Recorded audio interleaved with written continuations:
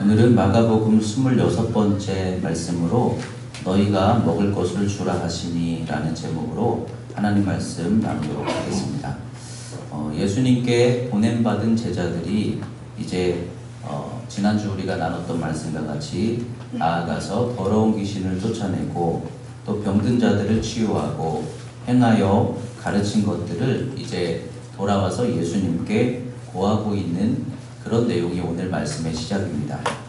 그런데 예수님께서 그 제자들을 보시면서 너무나 많은 사람들이 제자들에게 몰려들다 보니까 음식을 먹을 겨를도 없었구나 그러면서 제자들이 너무 고생스럽고 안쓰럽게 그렇게 느껴지셨던 것 같아요. 그래서 제자들에게 수고했으니까 이제 조금 한적한 곳으로 가서 쉬어라 이렇게 이제 오늘 말씀하고 계시죠. 여기서 깨닫게 되는 것은 우리 주님의 사역은 때로는 집중해야 되고 또 기도할 때도 있고 헌신해야 될 때가 있지만 또 우리 주님께서 주시는 쉼의 때도 있음을 여러분들이 꼭 기억하시기 바랍니다. 기도할 때도 여러분들이 기도하면서 분투하고 힘쓰고 만나고 사모하고 애쓰고 그런 기도도 있지만 또 주님으로 말미암아 주시는 평강이 있는 기도, 소망이 있는 기도, 위로가 있는 기도도 있어요. 여러분들이 이 두 가지를 다 믿음 안에서 많이 이렇게 감당하며 누릴 수 있는 그런 성도들이 되시기를 축원드립니다. 그러니까 우리가 일할 때가 있지만 하나님께서는 쉬게 하실 때도 있다는 거예요. 그러니까 일할 때 하나님께서 우리에게 기회 주셨을 때 그럴 때 충성하고 일하는 지혜로운 성도가 되시고 그리고 또한 하나님께서 충성하게 하시면 애쓰게 하시면 또는 또 그 이후에는 또 쉬게 하시는 때도 주신다. 이런 소망을 가지고 믿음의 길을 감당하셔야 됩니다. 그런데 오늘 그렇게 이제 수고한 제자들에게 예수님께서는 한적한 곳으로 가서 쉬어라 하시면서 배를 타고 이제 한적한 빈들로 이동을 하셨다. 그런데 사람들이 그 예수님과 제자들을 보고서 저들이 아닌가 그러면서 쫓아왔다는 거예요. 그래서 예수님과 제자들이 배를 타고 이제 쉬려고 사람들을 피해서 가시는데 그 예수님과 제자들의 모습을 보고 사람들이 막 걸어서 쫓아왔다는 거예요. 그럴 때 여러분들은 그 상황에서 어떠한 마음이 들겠습니까? 당연히 이제 내가 정당하게 쉼의 때를 얻었는데 내 쉼을 방해하다니 이런 생각 들지 않겠어요? 또는 예수님의 입장에서는 이제는 좀 쉬어라. 그래서 그렇게 계획하시고 그렇게 말씀하셨는데 예수님의 계획이 어떻게 보면 제대로 이루어지지 못하도록 방해를 받는 것 같은 상황을 만난 거예요. 그럴 때 그런 상황에서 예수님께서 쫓아온 무리들을 향해서 오늘은 끝났다. 이렇게 말씀하시면 사실 우리가 생각할 땐 그러지 않아요? 이제 좀 제자들 쉬어야 되니까 나도 좀 쉬어야 되니까 오늘은 끝났다. 그러실 것 같은데 그런데 오늘 말씀에 특별히 강조되고 있는 것은 그렇게 쫓아온 그 사람들을 무례하다 또는 우리를 오히려 힘들게 한다 사정을 알지 못하고 우리를 쫓아온다 이렇게 반응하신 게 아니라 목자 없는 양같이 여기시면서 긍휼히 여겨주셨다. 이게 오늘 말씀에서 우리가 나누려고 하는 첫 번째 하나님에 대한 말씀입니다. 여러분 하나님은 누구십니까? 하나님은 긍휼의 하나님이신 것을 믿으시기 바랍니다. 하나님은 심판의 하나님, 하나님은 말씀의 하나님, 하나님은 우리를 바꾸시는 하나님, 하나님께서 허락하셔야만 응답받을 수 있는 하나님. 우리는 그렇게 하나님을 생각하죠. 그러나 저와 여러분들이 하나님께 나아갈 때 우리가 바라봐야 하는 하나님은 긍휼의 하나님이신 거예요. 제가 이제 목회를 하면서 때로는 어떤 계획을 세워놨거나 또는 몸이 아프거나 굉장히 막 바쁠 때가 있어요. 그런데 갑작스럽게 신방을 요청하거나 상담을 요청받을 때가 있어요. 근데 그런 상황을 만나면 여러분들 같아도 아마 마음이 즐겁지는 않을 거예요. 방해를 받는다. 계획대로 이게 일이 되어지지 않는다. 그런데 그렇다고 해서 제가 그런 신방이나 상담의 요청을 거절할까요? 절대로 거절하지 않죠. 그게 목사의 마음입니다. 그리고 항상 그 일을 겪어보면 원치 않는데 바쁜데 그런데 꼭 중간에서 어떤 일이 있어서 그 일로 인해서 어떤 내 시간을 낭비하는 것 같은 그런 상황을 만났는데, 마치도 예수님께서 병자를 고쳐주기 위해 가시는 중에 혈류병 환자가 만짐으로 인해서 시간이 지체되었으나 그 일로 인해 하나님의 은혜가 더 풍성하게 드러나게 된 것처럼, 놀랍게도 정말 바쁜 때 원치 않는데 어떤 일이 주어졌을 때 그걸 그래도 긍휼한 마음으로 잘 받아들이고 감당하게 되면 그 순간에 또 하나님께서 보게 하시고 깨닫게 하시고 또 저에게 회복하게 하시는 그런 놀라운 일들이 있는 것을 보게 됩니다.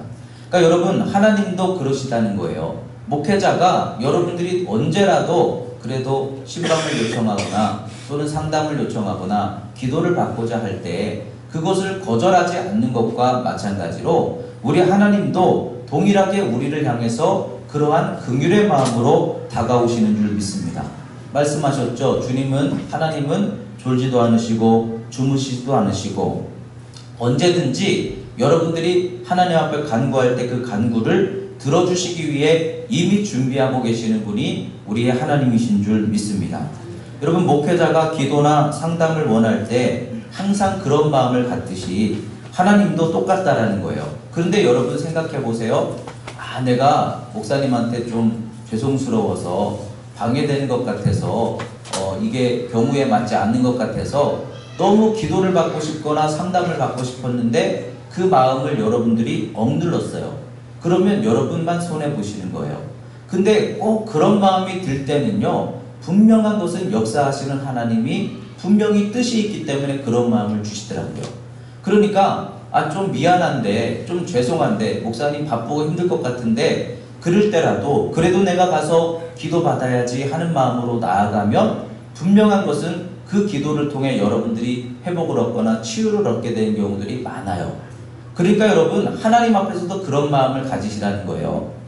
하나님은 우리를 향하여 긍휼의 아버지시라는 거예요. 긍휼의 아버지시라는 것은 여러분들에게 기도하라 이렇게 말씀하시고, 기도하라는 그 말씀 속에는 내가 듣겠다 이런 약속이 들어있는 거예요.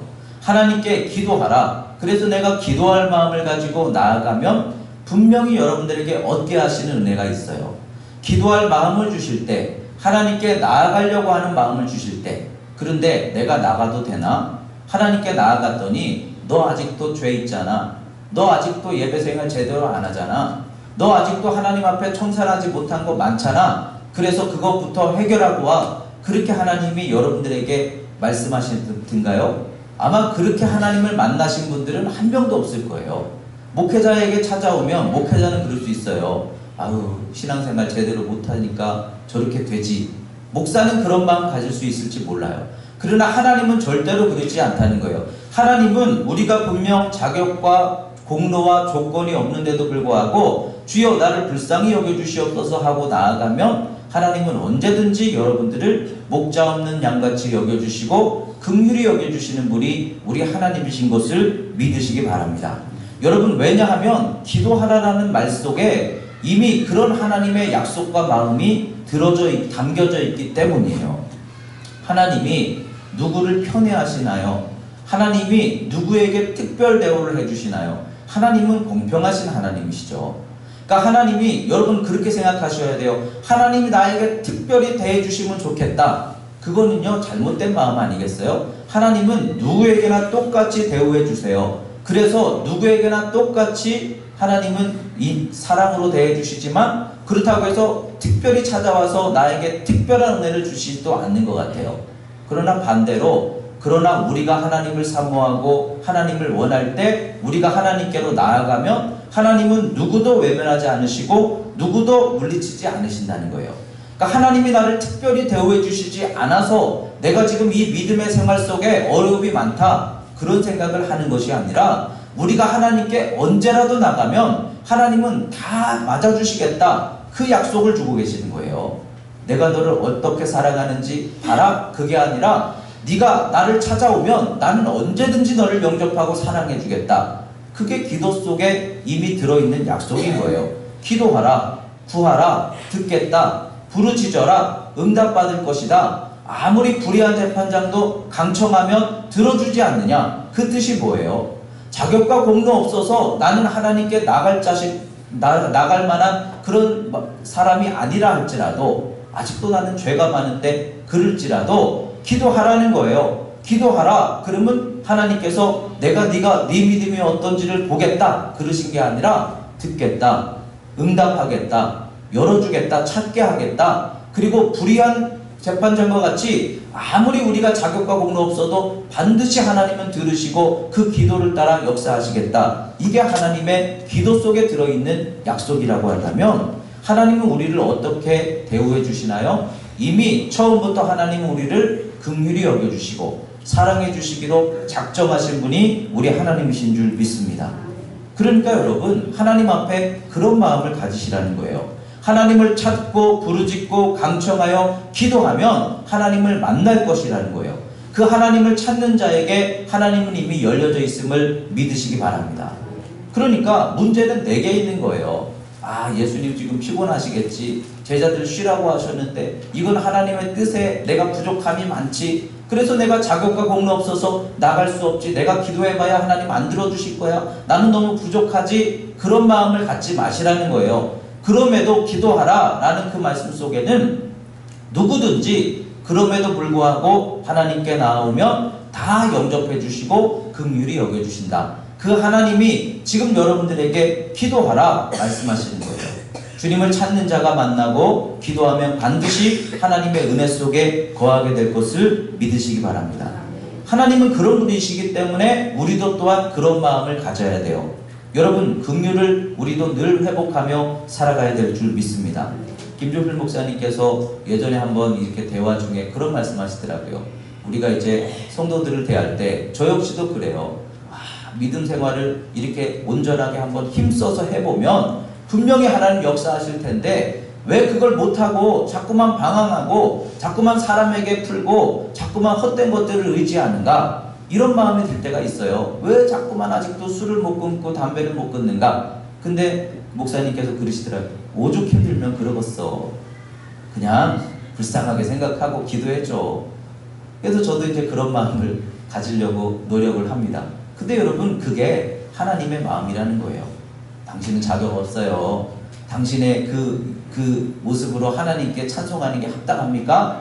그런 생각을 하는 것이 아니라 그래도 하나님은 긍휼의 아버지시니 우리도 긍휼한 마음으로 한번 품어보고 기도해 보자는 거예요. 중요한 것은 긍휼히 여기게 하실 때 하나님께서 이루시려고 하는 목적이 있고 우리에게도 허락해 주시는 은혜가 있더라는 거예요.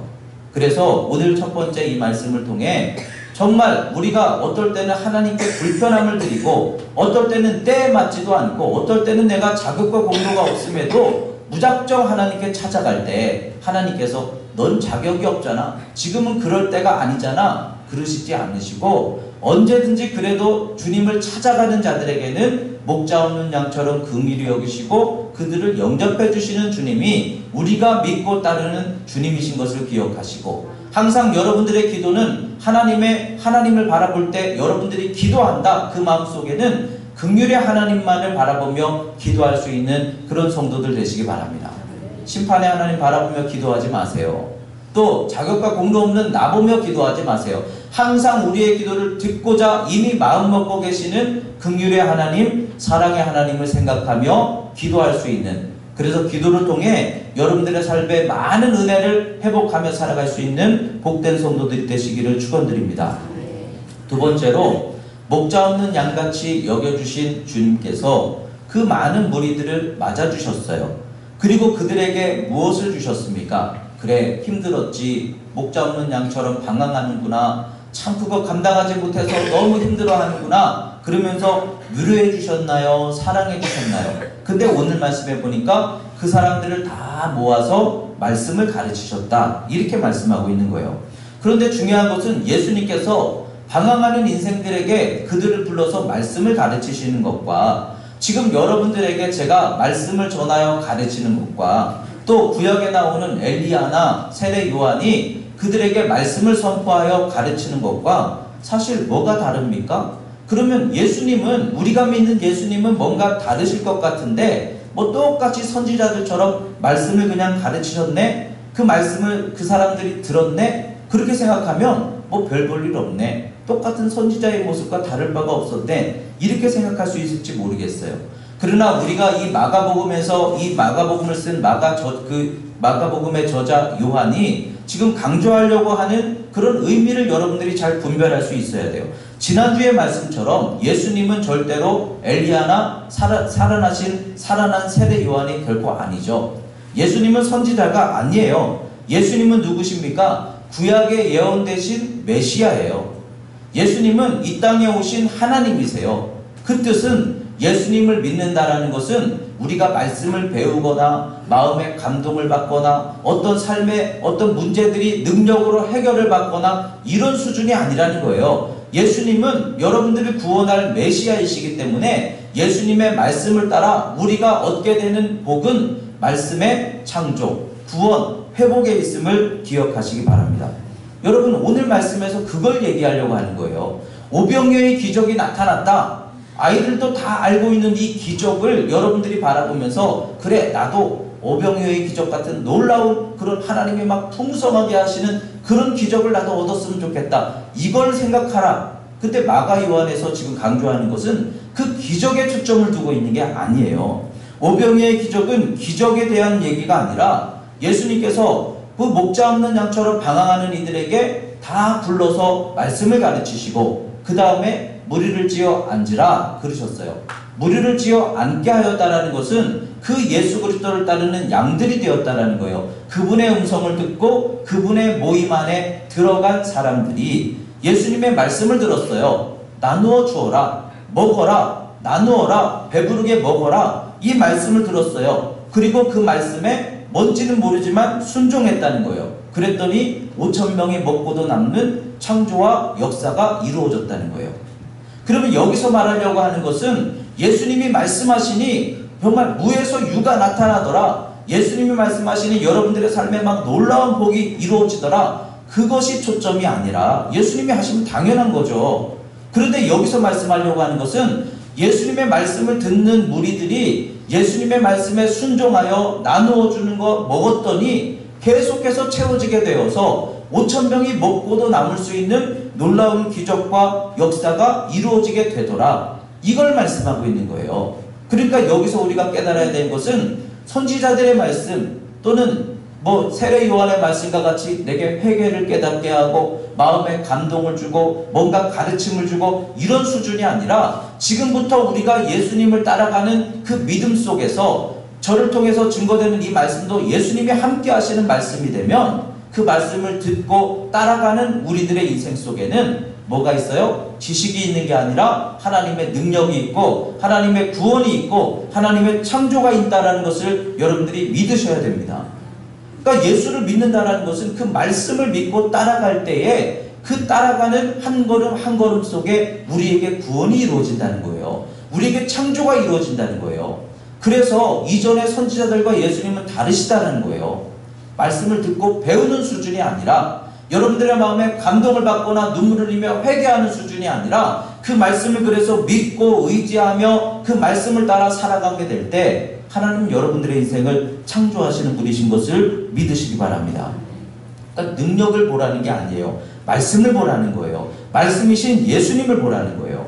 하나님께서 태초에 천지를 창조하실 때 뭘로 창조하셨나요? 말씀으로 창조하셨죠. 그 말씀은 하나님이시라고 그랬어요. 그리고 그 창조의 하나님이신 세상을 창조하시고 질서 있게 하시고 생명 있게 하셨던 그 말씀이 육신이 되어 이 땅에 오셨다고 그랬어요. 그분이 바로 예수 그리스도라는 거예요.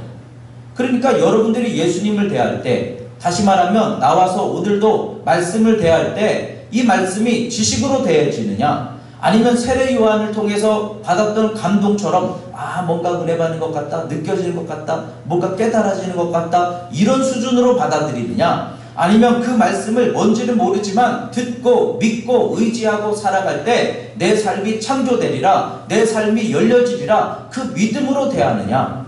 여러분, 그런데 말씀은 창조이시고 능력이시라는 거예요. 그러니까 여러분들이 예수 그리스도를 믿는 그 믿음은 말씀을 통해 이루어지는데 그 말씀을 믿고 따라가면 그 믿음 속에서 여러분들은 예수께서 행하신 그 놀라운 구원과 창조의 역사를 반드시 만나고 이루게 하실 줄 믿습니다.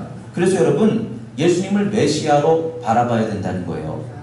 예수님은 여러분들의 가르치는 선지자가 아니에요. 예수님은 여러분의 문제만 해결해 주시는 그런 수준이 아니에요. 예수님을 믿고 나를 거기에 의탁하고 그 말씀을 사모해야 된다는 거예요.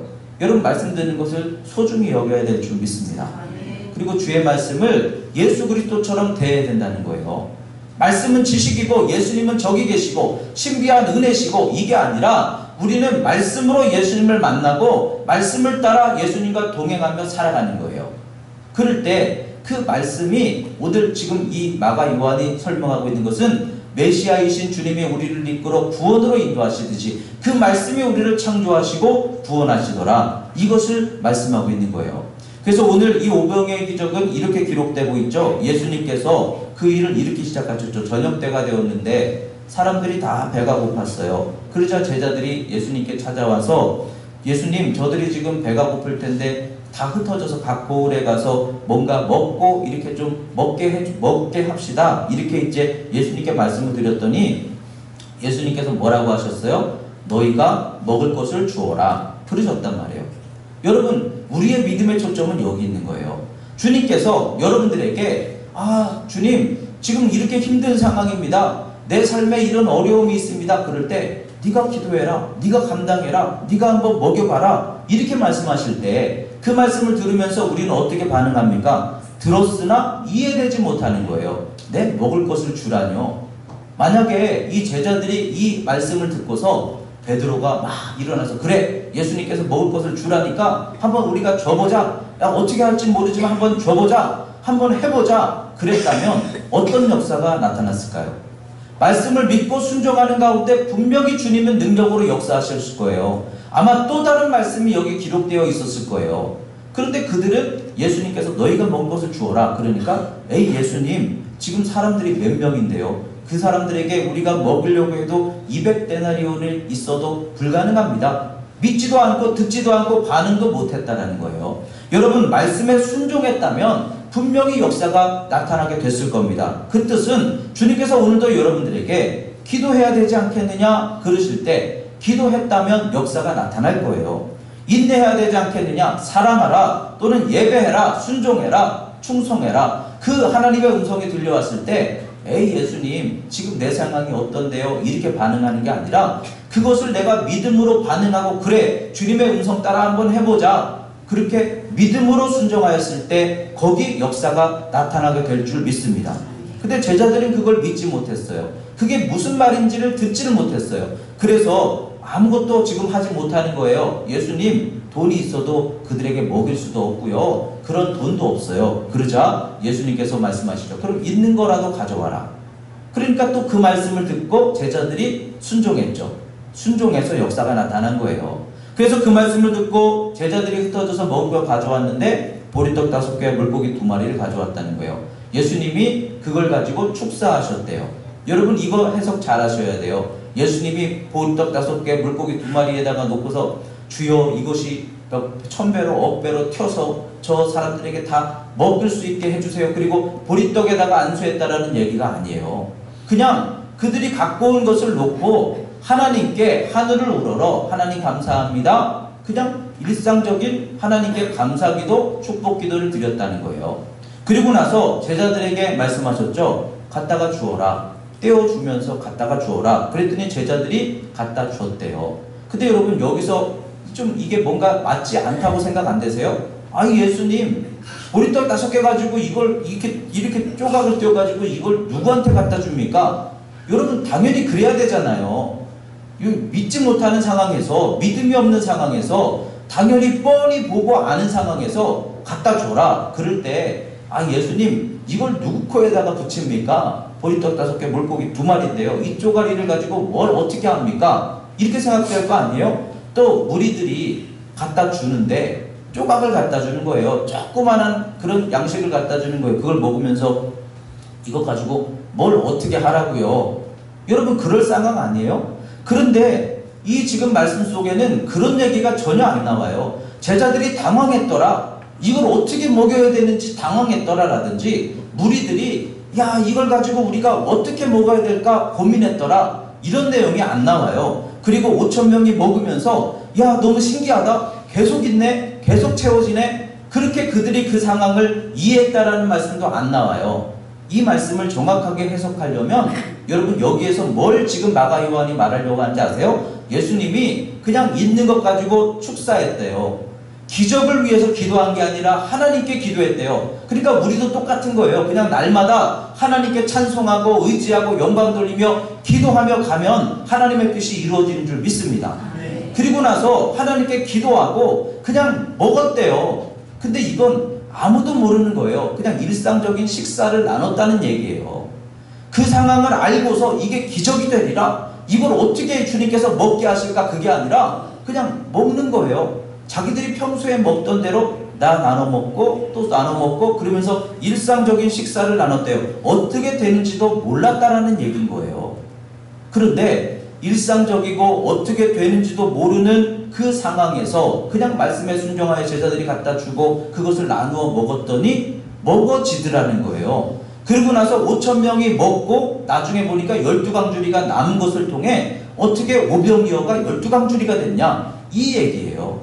그러니까 여기서 우리가 배워야 되는 것은요, 야, 우리도 어떻게 하면 이 12강주리가 낳는 기적을 우리도 맛볼까, 그 얘기가 아니라 주의 말씀을 순종하면 이런 기적이 일어나는 인생이 된다라는 것을 여러분들이 믿어야 될 줄 믿습니다.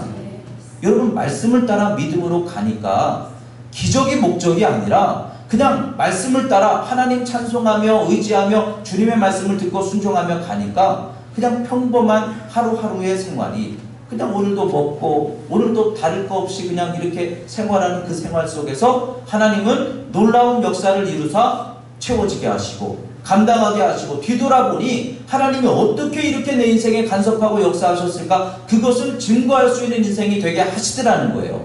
뭐 때문에? 말씀 때문에. 그러니까 여러분, 우리는 오병이어의 기적을 쫓아다니는 그런 사람이 되는 게 아니라 오병이어의 기적과 같은 인생을 얼마든지 이미 허락받았는데 그 비결은 말씀을 따라 의지하고 순종하며 살아가면 된다는 거예요. 그러니까 예수님처럼 여러분, 우리는 이 말씀을 통해서 하나님을 찬송하고 경배하며 의지하며 믿음으로 그냥 날마다 주님의 길을 의지하고 힘쓰며 살아갈 때, 믿음으로 살아가는 자에게는 주님이 그 믿음을 보시고 그 말씀을 따라 약속하신 은혜를 여러분들에게 풍성히 이루게 하실 줄 믿습니다. 그러니까 뭔진 몰라도 순종하면 된다는 거예요. 알고 가는 거 아니라는 거예요. 보면서 이게 되네? 그게 아니라는 거예요. 그냥 믿고 의지하며 가다 보니까 주께서 역사하시더라, 이루시더라. 그것이 오늘 말씀을 통해 주시는 주님의 약속인 줄 믿습니다.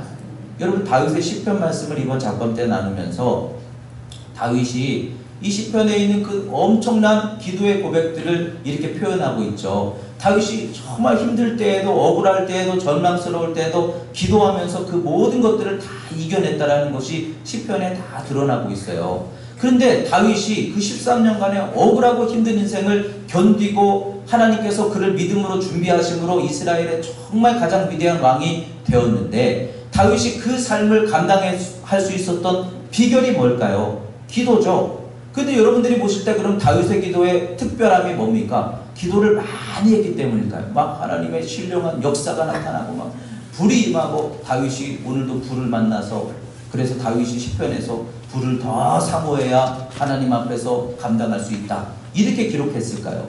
정말 힘들 때에도 시간을 많이 기도해야 된다. 기도가 정말 우리에게 생명이다. 그래서 다윗이 기도를 2시간 하던 거 3시간, 4시간 무조건 기도를 많이 해라. 그러면 기도로 승리할 수 있다. 그렇게 자기의 그 고백을 써놨을까요? 전혀 그렇지 않죠. 기도에 대한 시편 말씀의 시편 1장에서 내가 이 모든 것들을 감당하고 악인들의 꾀에, 다른 사람들의 말에 휩쓸리지 않고 날아가는 무슨 낙엽처럼 정말 깊이 없는 그런 인생이 되지 않을 수 있었던 다윗의 비결은 뭐라고 기록되어 있어요? 여호와의 말씀을 주야로 묵상했다는 거예요. 여러분, 말씀이 능력인 거예요. 말씀에 깊이가 없으면 믿음이 없고, 믿음이 없으면 기도가 힘이 없는 거예요. 그러나 바꾸어서 말씀을 사모하는 자, 말씀을 계속 묵상하는 자, 말씀을 마음에 품는 자, 말씀을 듣고 의지하며 믿음으로 사는 자, 그 말씀을 따라 순종하며 사는 자, 이런 사람들은 기도에 힘이 있어요. 다윗처럼 견딜 수 있어요. 13년의 가정들이 유익함이 될 수 있어요. 하나님께서 그를 통해 역사하시는 때를 분명히 만나게 될 거예요. 여러분, 그 비결이 말씀이라는 거예요. 그래서 오늘 말씀 속에도 똑같은 거예요. 이 마가 요한이 우리에게 강조하는 것은 오병이어의 기적이다. 예수님이시니까 기적이 나타났지. 그건 당연한 얘기잖아요. 근데 그 기적을 제자들의 손을 통해 무리들이 먹으면서 그걸 이루었대요. 그 비결 속에는 오직 한 가지예요. 예수님의 말씀을 그들이 듣고 순종하였더니, 따랐더니, 의지하였더니. 여러분, 이 기적이 여러분들에게도 똑같이 역사될 수 있음을 믿으시기 바랍니다. 그러니까 뭔가 특별한 거 이런 거 구하지 마세요. 뭔가 막 신비한 거 이런 게 중요한 게 아니에요. 오늘 내가 말씀 듣고 한 걸음 한 걸음 믿음으로 의지하면서 주의 말씀이시니 그래도 내가 인내해야지. 주의 말씀이시니 그래도 사랑해야지. 용서해야지. 주의 말씀이시니 그래도 힘들어도 또 버티며 그 일을 감당해야지. 주의 말씀이시니 그래도 믿음으로 살아야지. 믿음으로 충성해야지. 이렇게 한 걸음 한 걸음 힘쓰며 살아갈 때 여러분, 그게 말씀의 배움과 우리의 실천이 아니라 주님이 말씀으로 우리와 함께 하시면서 이루는 이 땅의 구원 창조의 역사가 된다면 여러분들은 오병이어의 기적과 같이 그런 한 걸음 한 걸음을 통해 그때는 모르지만 지나고 보니까 야, 하나님이 나를 이렇게 간섭하셨구나, 이렇게 역사하셨구나, 이렇게 이기게 하셨구나, 이렇게 올라서게 하시는구나, 그런 간증할 수 있는 축복의 과정이 되게 하실 줄 믿습니다. 그래서 여러분, 말씀을 사모하시고 말씀을 정말 듣고 의지하시고 지금 여러분들이 듣고 있는 말씀, 읽고 있는 말씀을 단순히 성경 말씀이 아니라 예수 그리스도로 대하시고 그분을 따라 동행하며 의지하며 나아간다면 우리도 분명히 창조하시는 주의 역사 이루게 될 줄 믿습니다. 너희가 그들에게 먹을 것을 주어라. 여러분, 그 음성을 우리가 들어야 돼요. 우리가 주님의 말씀 따라 어떻게 합니까? 그게 아니라 하겠습니다. 한번 해볼게요. 기도하면서 해볼게요. 순종해볼게요. 이렇게 우리가 믿음으로 나아갈 때 우리의 삶은 분명히 주님 앞에서 창조와 능력이 있는 삶이 될 거예요. 그런 믿음으로 기도하며 승리할 수 있는 저와 여러분들이 되시기를 주의 이름으로 축원드립니다. 기도하시겠습니다.